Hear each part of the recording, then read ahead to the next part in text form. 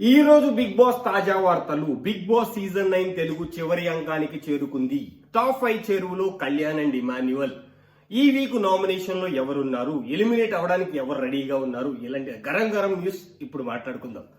Kalyan and Emmanuel ఎందుకు top 5 చేరువలో ఉన్నారంటే, కళ్యాణ్ అండ్ ఇమాన్యువల్ నామినేషన్ లో లేరు. కళ్యాణ్ కెప్టెన్ అవడం వల్ల, ఎవరు నామినేట్ చేయకపోవడం వల్ల ఇమాన్యువల్ నామినేషన్ లో లేడు.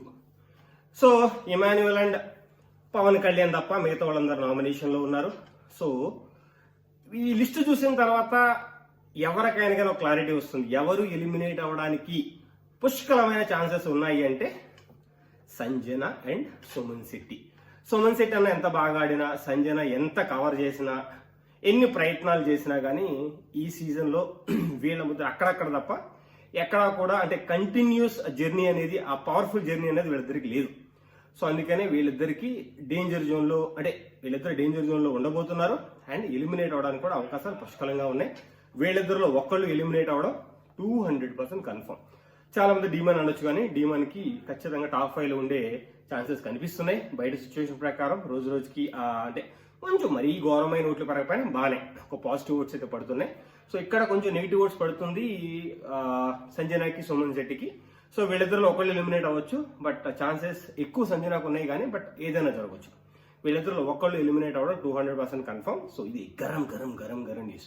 నామినేషన్ లో పేర్లు చెప్పవసరం లేదు. రీతు ఉంది, మన భరణి గారు ఉన్నారు, సుమన్ శెట్టి ఉన్నాడు, సంజన ఉంది, డీమాన్ ఉన్నాడు.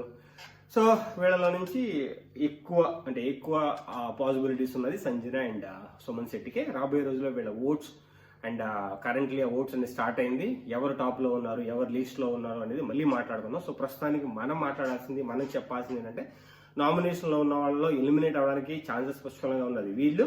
అండ్ టాప్ 5 కి ఒక్కడుగు దూరంలో ఉంది కళ్యాణ్ అండ్ ఇమాన్యువల్. ఎందుకంటే ఈ వీక్ నామినేషన్ లేరు కాబట్టి ఈ వీక్ సేవ్ అయిపోతారు.